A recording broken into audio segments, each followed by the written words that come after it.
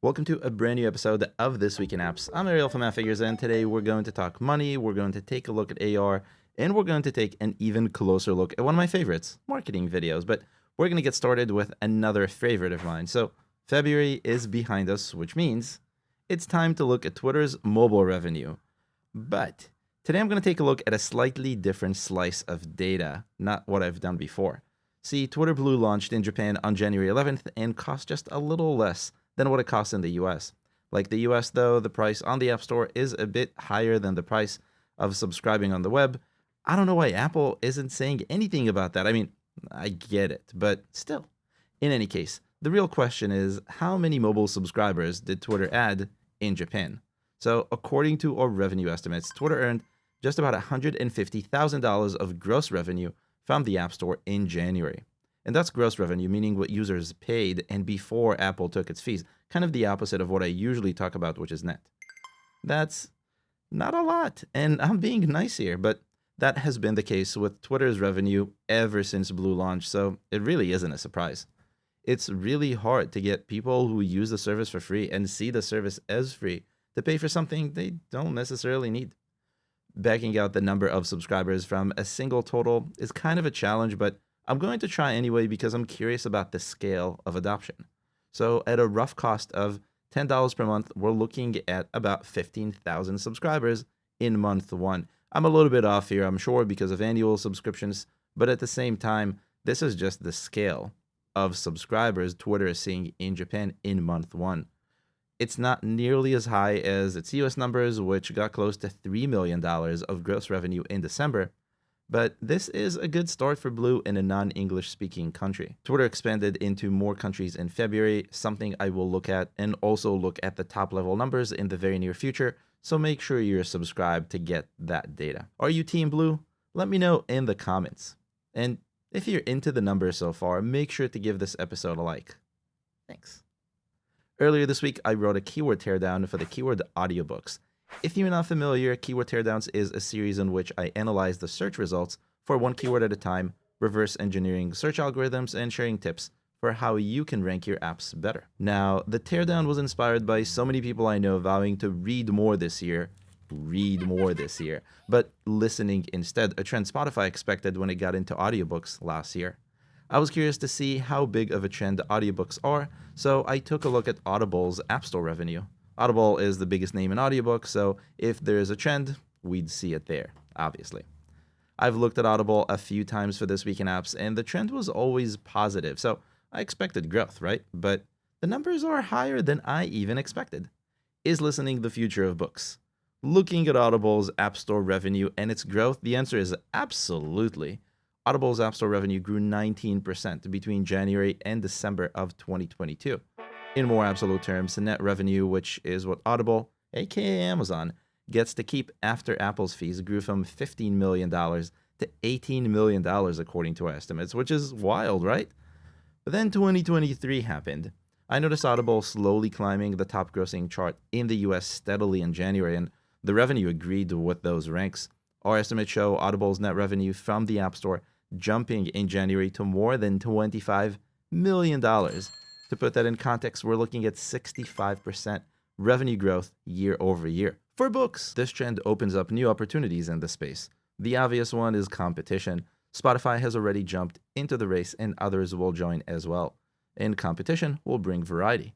Spotify's pay model, where books are not included in your Spotify subscription, isn't too attractive. That's bound to change as Spotify realizes it can't compete with Audible.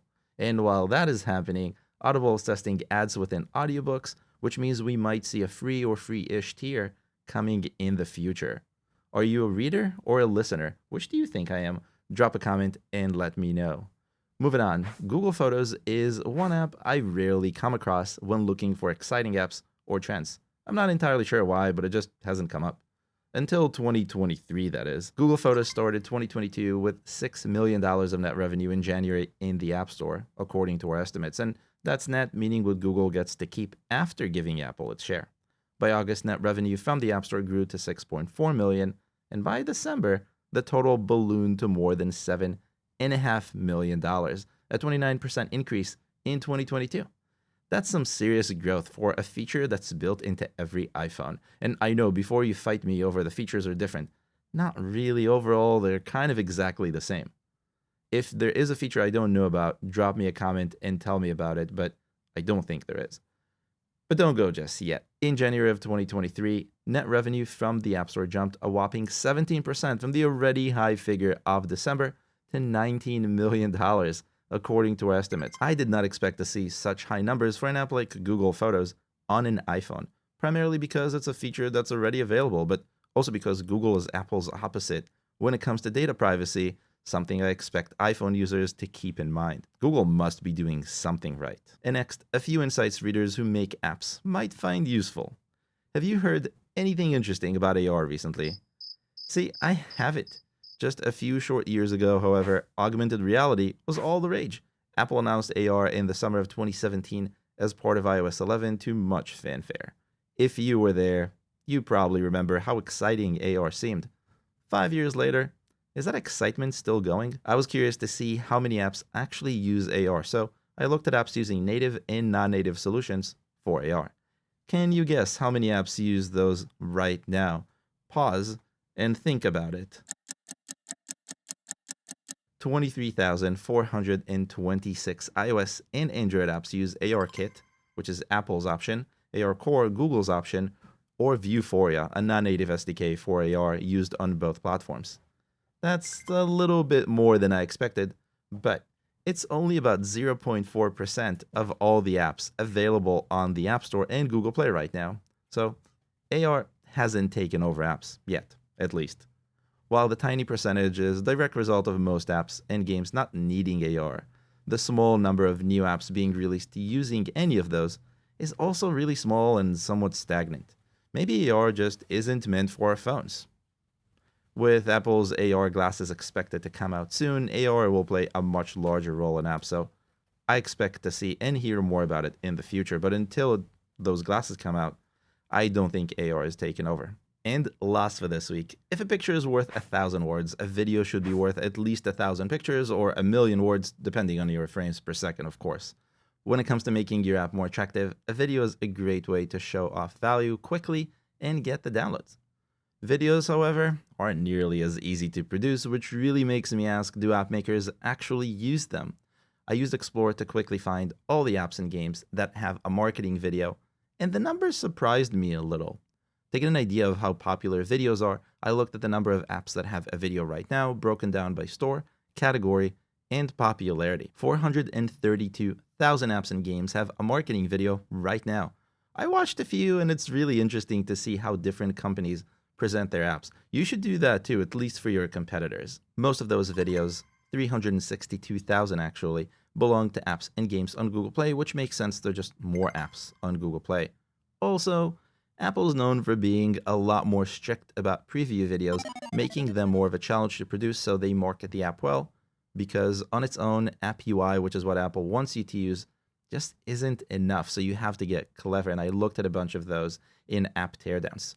Now, this is a pretty impressive number of videos, more than I expected to see, almost 500,000, but when we put these figures in the context of the entire store, things change. 4% of apps in the App Store and 10% of apps on Google Play have a video, and even though I said apps, I meant apps and games. That's not a ton, even on Google Play, where it's easier. Another way to look at the popularity of videos is by category, and finally, games are at the top of the pile. On the App Store and on Google Play, games accounted for 38% of the combined total. Drilling in by store, 45% of all apps in the App Store that have a video were games, while on Google Play, that number is a tad lower at 36%. Education came in at a distant second, followed by utilities, business, and music. Based on these numbers, I'd say that if you have a game, a video is most likely expected at this point. That's not as true for apps, so if you're making an app and want to stand out, you should consider it, but it's not an absolute must. And lastly, an obvious question. Are videos reserved for the most popular apps because they have bigger budgets and they can go through and produce them? I used total ratings as a gauge for the popularity of an app and summed up all the apps and games with a video into groups. Looking at the distribution, it's very obvious. The answer is absolutely not. Apps across the board have videos. Apps with fewer than 1,000 ratings, which is most apps, accounted for 75% of the total. On the other end of the extreme were apps with more than 1 million ratings, and those accounted for less than 0.5%. If you're thinking videos are only for popular apps, that's no longer a good excuse. Now, should you experiment with a video for your app? Probably. For a game? Absolutely. What's your experience with videos? Drop me a comment and let me know. And that's all I have for you this week. If you've learned something new, please give the episode a like and consider subscribing to the channel. I'll see you in a new episode next week.